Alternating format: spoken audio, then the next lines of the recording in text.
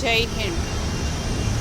एक आदमी काम करने का है, 10 लोग घर में बैठ के खाना खाना चाहिए।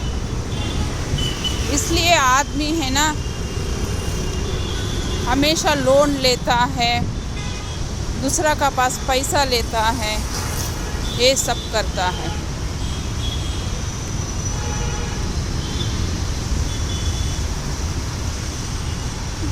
तकलीफ एक आदमी उठाना चाहिए क्या? नहीं, 10 लोग को काम करो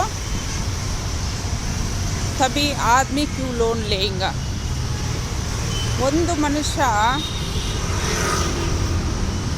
ಕೆಲಸ ಮಾಡಬೇಕು, 10 ಜನ ಕುತ್ಕೊಂಡು ತಿನ್ನಬೇಕು, ಆ ಥರ ಮಾಡಬೇಕು ಹೋಗ್ಬೇಡ್ರಿ।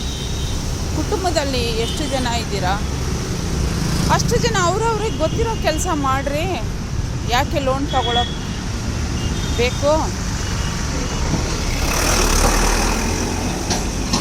ಯಾವುದನ್ನ ಒಂದು ಕಷ್ಟ ಕಡಿಮೆ ಮಾಡಿಸ್ರಿ ಒಂದು ಮನುಷ್ಯನದು।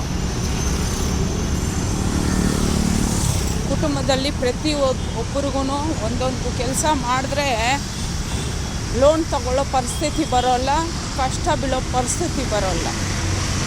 ಜೈ ಹಿಂದ್।